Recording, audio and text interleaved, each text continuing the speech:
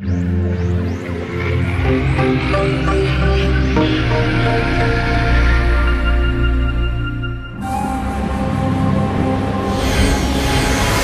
knew from almost the very first day that we wanted to make Prince of Persia an open world game, simply because we really like giving the player sort of that authorship, that control over their experience.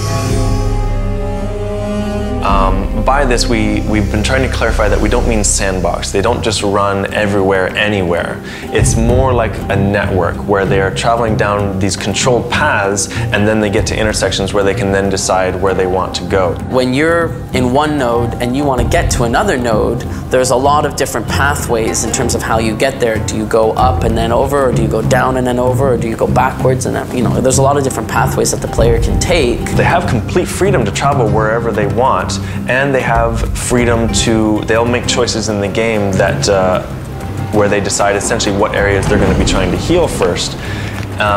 But at the same time, they still have a very controlled experience while they're doing it, a very Prince of Persia acrobatic experience where you're trying to get through a very specific path. With the new open world, one of the problems we were presented with very early was the idea of navigation, like how do you get around, how do you know where you're supposed to go?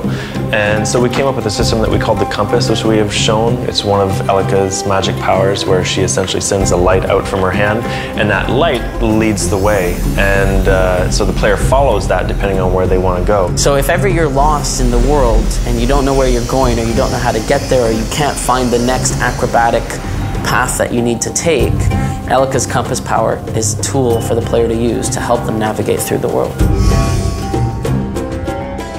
One of the more exciting aspects of the new Prince of Persia is how we've had to try to fit a really epic linear story into an open world non-linear game. Each area has a different feel to it, each area has its own area of story, a different journey for the characters to go on, all contained within the main narrative. So all from the beginning you know that you're on this adventure, but you can complete it in different ways. Marrying the story that takes place in that area to the level design, all the while making sure that there's this meta story that sits on top of it that makes sense, that tells the backstory, etc. That was a big challenge. One of the new things that we've come up with is something we call on-demand dialogue. Why do you wear that scarf? It's lucky. I didn't think you believed in that sort of thing. I don't, but maybe it believes in me. This is where the player can essentially talk to Elika at any time. And with this system, we were able to give essentially optional narrative to the player. They can get background on things depending on where they are. They can talk to Elika and almost get hints for where they should go, what they should do in certain situations. There's a plate attached to that pillar over there. We can raise it if we fill that pond. It's a counterweight.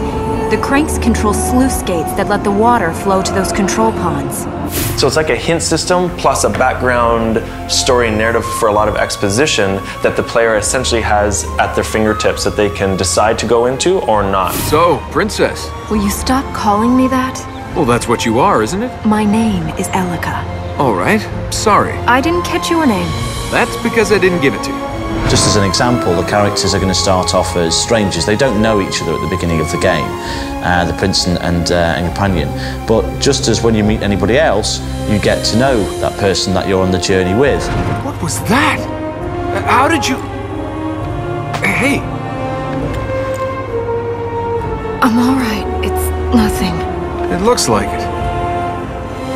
The fertile ground is pure now. It will stop Ahriman using its energy. So he's trapped?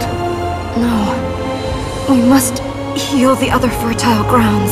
Every aspect works towards that same vision, and so now when you're playing the game, you don't feel torn apart by different aspects of it. It really does. It just lets you be in the world and lets you run around in it. So I think like the biggest reward for players that play the game is that they will feel completely immersed in it because everything in the game is pointing them into the game.